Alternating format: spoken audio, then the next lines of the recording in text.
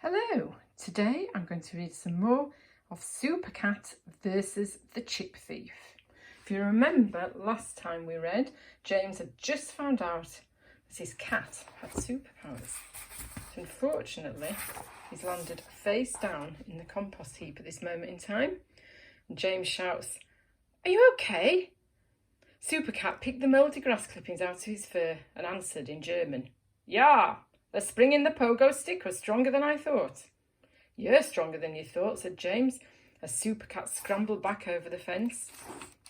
James wanted to test out Supercat's skills some more, but Dad would never forgive him if they smashed the greenhouse window or broke the fence. "Maybe we should go to the park," he said. He grabbed his cricket bat, ball and stumps. "Bring the skateboard too if you like, Supercat." Supercat peered at the plank of wood on wheels, his whiskers knitted in confusion. "Just stand on it like this and kick yourself along," said James, giving him a quick demonstration. "Your turn." Supercat stepped onto the end of the board, but he used so much force it flipped up in the air, somersaulted right over his head and smacked him on the bottom. "Yow!" he shrieked, taking care to stand on the skateboard gently this time. Supercat sped off to the park, leaving a trail of scorch marks on the pavement. "Oh, wait for me," puffed James, running after him. By the time he got to the park, Supercat was playing on the swings. Luckily, there was no one else around. "I wouldn't go so high if I were you," warned James. Too late. The swing seat flew backwards over the bar in a great circle that got smaller and smaller as the chains wrapped themselves around it. When it finally stopped, Supercat was dangling upside down with his cloak trapped in the workings. "Give it a tug," called James. Supercat yanked the material. There was a ripping noise. The cloak slipped free and Supercat plummeted down. James caught him in his arms and fell with Supercat on top of him. They lay there, nose to nose. "Have you damaged anything?" said James. "Yes, my cloak," said Supercat crossly. James was just glad he wasn't hurt.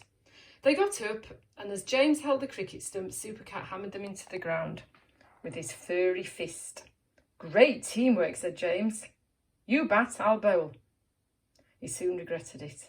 He kept forgetting how powerful Supercat was, and as he aimed for the wicket, thwack! Supercat hit the ball over the trees and right out of the park. James watched in amazement as it disappeared over the horizon. "I'm not fielding that," he said. "It's probably landed in Holland. Now what?" Supercat completed his 100th run, leaned on his bat and rubbed his tummy. "Eat," he said. "They got tuna sandwiches in the park cafe." The cafe was on the other side of the lake, about 100 metres away. "How do you know they got tuna?" said James. Supercat licked his lips. "I can see them through the window with my super feline vision. Actually, the crust looks stale. Fancy fish and chips instead?" They were James's favourite, but it was a long walk to the chippy. "If you give me the money, I'll run and get them," said Supercat. James sighed. "They won't serve cats." "Why not?" sulked Supercat. "My money's as good as anybody else's." Desperate for cod in batter, he came up with an idea. "I'll borrow your dad's cab. He's asleep. The car keys are in the fruit bowl. He won't miss them."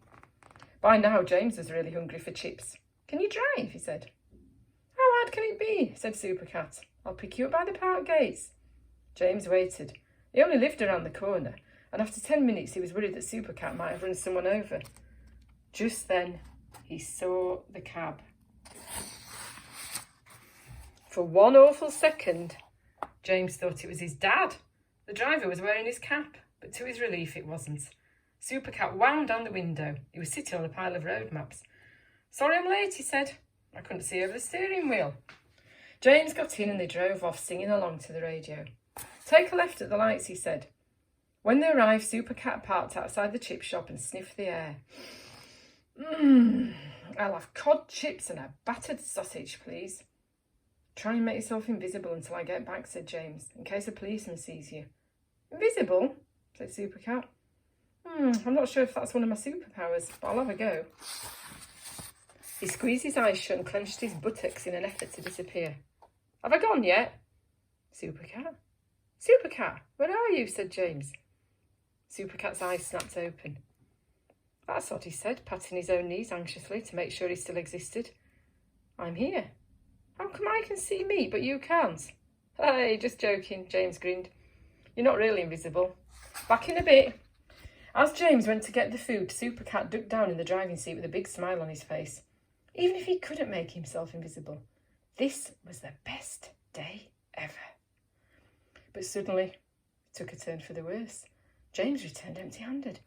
I don't believe it, he said. Chips cost £20 a bag in there. Why are they so expensive all of a sudden? Supercat started up the car. Let's try another chip shop. They might be cheaper. They drove into town and found one. Again, Supercat gave James his order, and again James came back chipless. There's £25 a bag in there, and there are none left, he said. Supercat was so disappointed. None? Can't they make some more? James shook his head. The man said there's a potato shortage. Supercat thumped the steering wheel. There will be a cat shortage in a minute. I'm fading away. Was there any cod? James got back in the car. No, they can't make chips without potatoes, so there's no point frying fish. They're closing down because they have no customers. I'm a customer, said Supercat.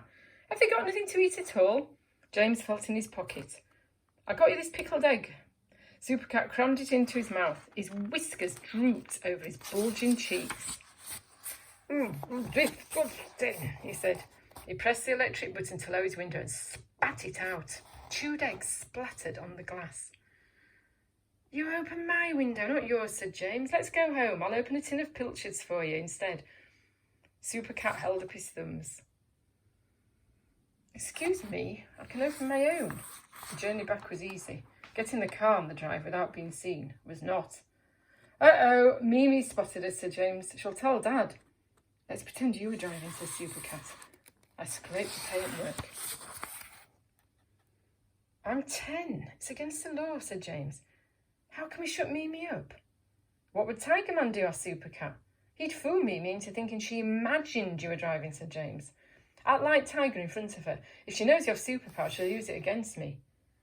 He opened the front door. Remember to behave like an ordinary cat, he whispered. I've forgotten how, said Supercat. James pointed to a large potted plant in the hall. Pee in that fern. Supercat looked at it in disgust. Is that what Tiger did? Every day, said James. Now try not to talk. Supercat squatted in the pot. Just then Mimi came running down the stairs. She wagged her finger at James. I'm telling Daddy you let Tiger drive his cab. You need glasses, said James. Tiger can't drive. Tiger flicked a speck of fluff off his leotard. He's right, I can't, he said. I almost hit a lamp. Shh, hissed James. Mimi clapped her hands over her mouth. Tiger can talk, she squealed. You're hearing things, said James. You poor little mad girl. Mimi stamped her foot. I'm not little. I'm telling Daddy you drove his cab unless you do as I say.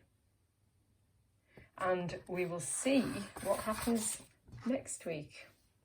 Well, I think we can guess why it's called Supercat versus the Chip Thief now, can't we? This is a great book.